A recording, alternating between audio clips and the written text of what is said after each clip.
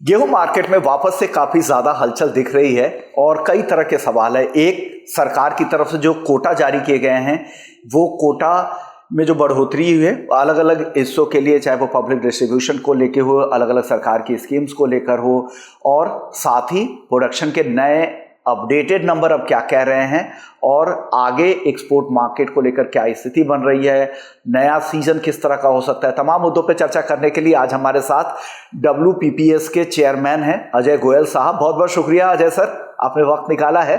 Sir, मैं शुरुआत कर लेता हूं अपडेटेड प्रोडक्शन के नंबर के साथ। अब तो यील्ड के बारे में भी पता चल गया होगा, प्रोडक्शन के पूरे नंबर भी आप लोगों ने अब पता कर लिए होंगे। क्या कुछ नए नंबर है, क्या फाइनल नंबर क्या रहे सर गेहूं उत्पादन के? तो मेरे ख्याल से फाइनल नंबर जो है, देखिए, जब पिछले 4 महीने से अगर देखें तो पहले तो बहुत ऑप्टिमिस्टिक नंबर्स आ रहे थे, क्योंकि एकरेज भी शायद 1-2% बढ़ गया है, मौसम भी बहुत अच्छा था। फिर उसके बाद बारिशों का सिलसिला, आंधी बारिश का सिलसिला शुरू हुआ, तो उसमें जो है लोग हताश हो गए। उनको लगने लगा कि शायद जो है प्रोडक्शन डाउन हो जाएगी, लॉजिंग हो जाएगी काफी जगह पे क्रॉप्स की। लेकिन अब ये जो फाइनल नंबर आ रहा है, ये कुछ करीबन 2 से 3 मिलियन टन पिछले साल से ज्यादा आ रहा है, और सरकारी आंकड़ा आज की तारीख में 120.65 मिलियन टन का भारत सरकार ने ऐलान किया है, जो पिछले साल के मुकाबले करीबन 2.5 मिलियन टन ज्यादा है। और वो बाजारों में दिख भी रहा है। अगर आप सरकार की प्रिक्योरमेंट देखें तो करीबन 35.25 मिलियन टन सरकार प्रिक्योर कर पाया है। इसमें केवल लूजर रहा है तो वो है क्वालिटी, क्योंकि सरकार ने जितना प्रिक्योर किया है उसमें से 24 मिलियन टन तो यूआरएस गेहूं है, जिसमें चमक जा चुकी है। और तो इसके लिए यहाँ इस साल चैलेंज क्वालिटी का है, और प्रोडक्शन अच्छा रहा है। ओके, प्रोडक्शन आपको लग रहा है कि बम्पर क्रॉप रहा है, रिकॉर्ड के आसपास रहा है और पिछले सीजन से भी यहाँ पर बेहतर क्रॉप रहे हैं, लेकिन क्वालिटी को लेकर इश्यूज है। क्वालिटी को issue sir across the India में था या कुछ पर्टिकुलर इलाके थे गेहूं के जहां पर क्वालिटी को लेकर ज्यादा इशू था? ज्यादा क्वालिटी इश्यूज जो गवर्नमेंट का प्रिक्योरमेंट हुआ है वो तो Punjab, Haryana, parts of MP में हुआ है। लेकिन ये नॉन सीजनल रेंज सारे ही मेजर क्रॉप को, मेजर एरियाज को छुआ है इस साल। इसके लिए वो इम्पैक्ट रहेगा। तो जो अच्छी गेहूं होगी, चमकदार गेहूं होगी, जिसमें ग्लूटेन अच्छा होगा, वो थोड़ा सा प्रीमियम 2-3% इस साल में लेना पड़ेगा। चलिए सर, अगला सवाल एक्सपोर्ट को लेकर है। क्या एक्सपोर्ट को लेकर अब तक क्या अपडेट है सर, कितना एक्सपोर्ट हो पाया है और आगे क्या लग रहा है, सरकार इस पर कुछ पाबंदी तो नहीं लगा देगी? क्योंकि जिस तरह से एल नीनो की बातचीत हो रही है, अगले सीजन को लेकर अभी से चिंता लगाई जा रही है। आप लोगों के पास क्या जानकारी है सर इस पर? तो एक्सपोर्ट तो अब तक मेरे ख्याल से 30 से 35 हजार टन हुआ है। जब एक्सपोर्ट की स्कीम खुली थी तब जो है कुछ छोटे मोटे कॉन्ट्रैक्ट्स हुए थे, लेकिन अपने टोटली डिस्पैरिटी में है, करीबन $40 से $50। ग्लोबल मार्केट आज की तारीख में $230 एफओबी है ब्लैक सी। इंडियन वीट जो है $270 एफओबी है।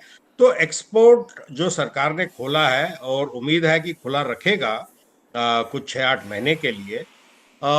एक्सपोर्ट आने वाले 4-5 महीने में कुछ संभावनाएं बन सकती हैं, अगर एल नीनो की वजह से इंटरनेशनल मार्केट्स, क्योंकि ऑलरेडी ऑस्ट्रेलिया का क्रॉप वीक है, यूएस का क्रॉप वीक है, थोड़ा बहुत यूरोप का भी क्रॉप वीक सुनाई दे रहा है, अर्जेंटीना का सुनाई दे रहा है, लेकिन फिर भी इतनी कोई कमी नहीं है सारे दुनिया में। ग्लोबल एंडिंग स्टॉक्स करीबन वहीं पे हैं, और ऐसे कोई डिमांड सर्ज भी नजर नहीं आ रहा।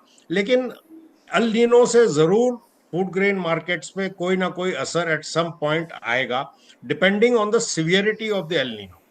ओके सर, एक्सपोर्ट को लेकर क्या अभी पैरिटी बैठ रही है क्या? नहीं, कहाँ पैरिटी बैठ रही है। $230 में ब्लैक सीप में मिलता है एफओबी, और इंडियन वीट जो है 270 में बैठती है। बांग्लादेश का चांस है इंडिया का, लेकिन स्पेसिफिकेशन नहीं मैच हो रहा है। वो भी इसलिए क्योंकि यहाँ पर लस्टर लॉस काफी हो गया है गेहूं, और एचएल वेट घट गया है। जो मिनिमम उनकी रिक्वायरमेंट है वो मीट करना थोड़ा सा मुश्किल लग रहा है। तो आज की तारीख में, आज अगर फिर पूछो तो अगले महीने भर में कोई एक्सपोर्ट नजर नहीं आ रहा। लेकिन अगर आप बोलो सितंबर अक्टूबर में, तो हो सकता है कुछ चांसेस बने। ओके, तो लग रहा है कि कोटा जो सरकार की तरफ से जारी किए गए हैं वो पूरे हो सकते हैं? बहुत मुश्किल लग रहा है। उसका 10-15% भी अगर हो जाए, देखिए, कभी भी जो है स्थिति एकदम ही असामान्य हो जाए और मौसम का जो है इतना बड़ा कहर रहे कि जो है कई जगहों से जो है प्रोडक्शन फॉल की जो है खबरें आने लग जाए कई फूड ग्रेन्स की, तो हो सकता है कुछ मार्केट्स रैली कर जाए अगर स्पेकुलेटिव मोड में आ जाए। लेकिन आज की तारीख में ऐसा लग नहीं रहा है। सर ओएमएसएस को लेके क्या अपडेट है, क्या कब तक इस पर कुछ फैसले हो सकते हैं? देखिए, ओएमएसएस जो है वो भारत सरकार इस साल जरूर करेगा, ये ट्रेड और इंडस्ट्री का मानना है, क्योंकि सरकार के पास ओवर 50 मिलियन टन गेहूं का जो है स्टॉक बन गया है। तो अब उसकी टाइमिंग जो है वो जून में खुलेगा या जुलाई में या अगस्त में, वो आज की तारीख में बोलना मुश्किल है, लेकिन जल्द ही आने की उम्मीद सबको। ओके, चलिए, तो मैं जरूर खुलेगा क्योंकि सरकार के पास स्टॉक बहुत ज्यादा है। सर अब जो पब्लिक डिस्ट्रीब्यूशन के लिए हो या फिर प्रधानमंत्री गरीब कल्याण योजना के लिए हो, वहां तो एलोकेशंस बढ़े हैं, लेकिन मिड डे मील में थोड़ी बहुत कमी यहां पर देखने को मिली, हालांकि वो क्वांटिटी भी कम है। इस पर आपका रिएक्शन क्या होगा? क्या सरकार को लग रहा है कि सरकार के पास पर्याप्त इस बार बफर स्टॉक है? We are very comfortably placed. Wheat और राइस के मामले में बहुत लकी है हम। प्रोडक्शन भी अच्छी रही है, प्रिक्योरमेंट भी अच्छी रही है, मतलब सरकार के पास भी पर्याप्त स्टॉक है उनकी स्कीमों के लिए। उस तरह से कोई चिंता का विषय व्हीट में इस साल लग नहीं रहा है बिल्कुल ही। ओके, तो चलिए, कम से कम ऐसे एल नीनो ईयर में कम से कम इस साल के लिए चिंता ना हो और सरकार कंफर्टेबल स्थिति में, अच्छी बात है।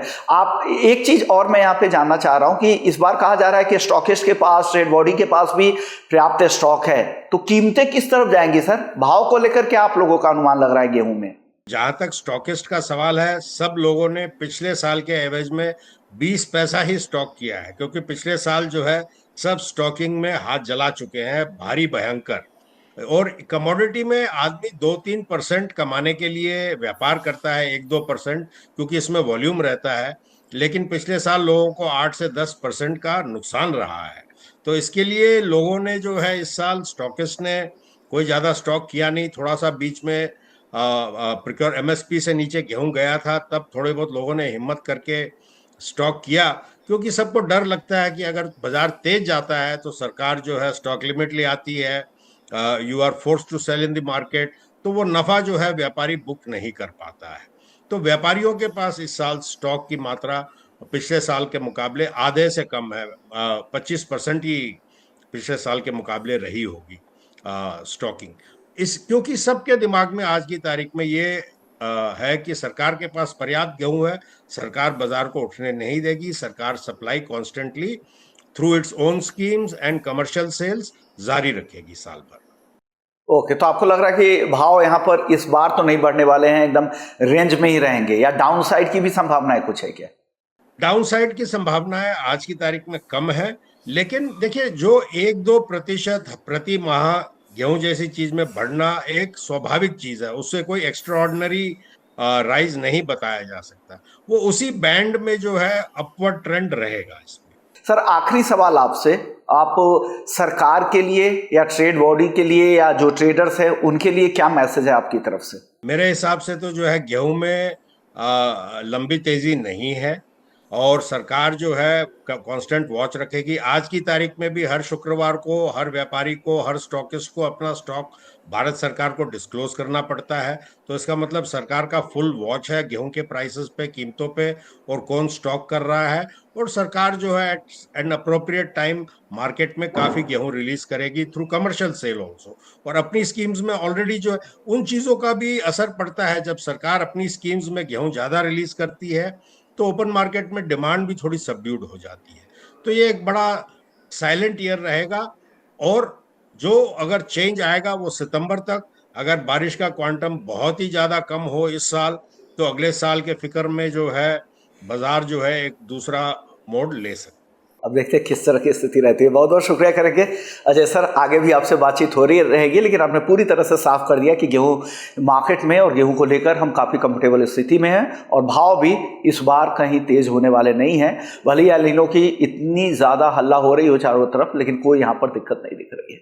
चलिए, बहुत बहुत शुक्रिया सर, आपने वक्त निकाल के हमारे दर्शकों को गाइड किया। Thank you so much sir. तो WPPS के चेयरमैन अजय गोयल साहब को आप सुन रहे थे, गेहूं मार्केट को लेकर नई तस्वीर क्या निकल के आ रही है। चलिए, इसी तरह के इंटरव्यूज हम आपके लिए आगे भी लेकर आते रहेंगे हमारे एग्री अपडेट सेक्शन में। चलिए, थैंक यू सो मच, और आप बने रहिए हमारे प्लेटफॉर्म बिजनेस 24 टीवी के साथ।